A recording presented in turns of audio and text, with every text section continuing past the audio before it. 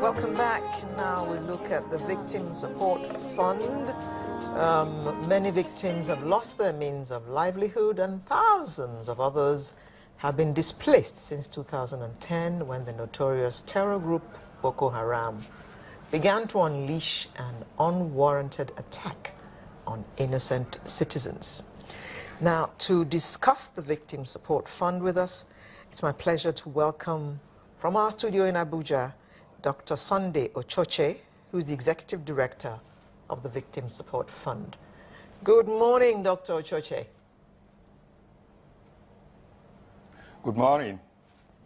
Good to have you with us. Now, can you tell us what the Victim Support Fund is all about?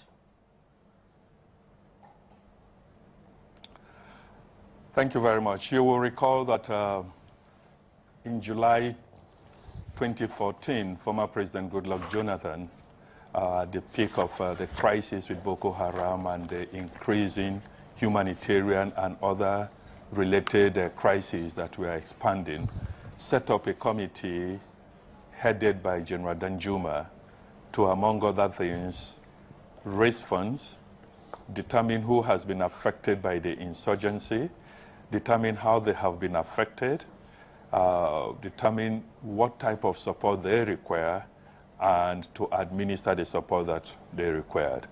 So the Victim Support Fund is a presidential committee that was set up by former President Goodluck Jonathan under the chairmanship of General Danjuma. The committee raised some funds in July 2014, and in its wisdom established or registered a foundation called the Nigerian Foundation for the Support of Victims of Terrorism, short in for Victim Support Fund. The foundation has the responsibility for operationalizing the mandate that was given to the Presidential Committee by the then President Goodluck Jonathan. So that is who Victim Support Fund is. Okay. Would you say that you have achieved, you have fulfilled your mandate? The mandate is huge, and it will take quite some effort and time to fulfill the mandate, given the enormity of the challenges and the needs that we have out there. Mm-hmm. But let me begin by saying this, that within 2 weeks of the establishment of the committee by the then president, the committee carried out a major fundraiser, which was its number one responsibility to do, to raise the funds.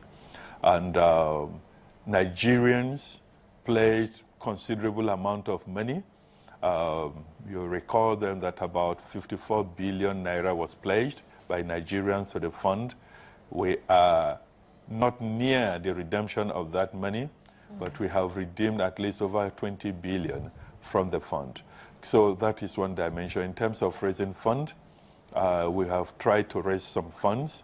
We are following up on the unredeemed funds, on the unredeemed pledges, and hoping that much more will be redeemed. Now, coming to the direct support to the victims of the insurgency, let me start by saying that if you have any understanding at all of the nature of the need out there in the Northeast, you will recognize that not the Victim Support Fund, not the National Emergency Management Agency, not even the federal government by itself, there is no agency out there that can make a significant difference all by itself. Mm-hmm. Conservative estimates for what is needed for immediate intervention in the next 2-3 years is at about 5 trillion naira.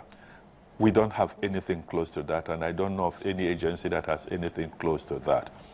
When you know that we have over 2 million people displaced right now across the country and many across the boundaries of Nigeria, when you know that there were about 22 local governments in Borno State that were affected by the insurgency, about 12 or so in Yobe, about 8 in Adamawa, you will say that huge area, huge population, huge space was affected by this.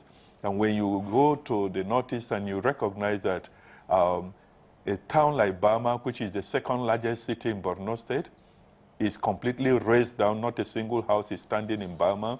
Where you go to former major commercial centers like Gambaru Ngala in Borno State with nothing standing, and you go to Yobe, places like in two local governments, Gujba and Gulani, are completely ravaged. You go to Adamawa, Michika, Madagali, the Garkida areas, Hong, Gombe, all these places terribly ravaged.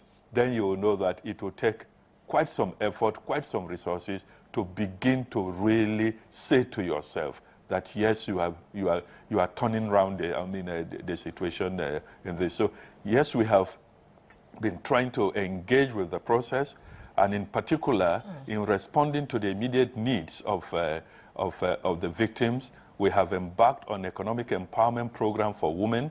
If you go to many of the camps in the Northeast, you'll find that about 70% of the victims are women and children. So we have to put in place programs that specifically target this category. And we have economic empowerment program for the women. We have education empowerment program for the children. Right now, a total of 21,000 children are benefiting from the educational empowerment program. We have 1,000 women immediately benefiting from the Women Economic Empowerment in IDP camps in Maiduguri. We are in the process now of starting Women in Agriculture project in Taraba and Yobe. This will have 4,000 women benefiting from this project. We have started the single largest project of VSF thus far, and that is the reconstruction of Dikwa town. We are in the process of completing the reconstruction of all public institutions in Dikwa.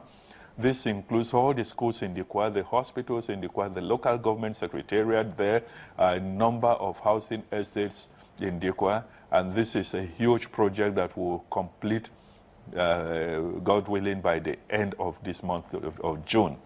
We are in the process of starting the same in Buniyadi, which is one of the most affected in Yobe State. And we are planning, as soon as Buniyadi is on its way, we'll be moving to Adamawa, and hopefully we will start something around Michika. And Bama, like I mentioned earlier, being one of the largest affected areas in Borno State, is also going to receive the attention for the immediate reconstruction of public institutions in Borno State. Okay, Mr. Ochoche, indeed it's a huge task, and with this kind of funding that you say you have, then there's need for more. But some people will say even the ones that, some of these aids that are being given to the IDPs, you find some people trying to, divert whatever it is that is meant for the IDPs. What kind of process have you put in place to ensure that indeed all of these plans or all of this aid get to the right people? You're right that unfortunately there will always be the conflict merchants, those who want to profit from every conflict situation, either by trying to fuel the conflict itself or in the process of the management of the conflict who want to benefit from it.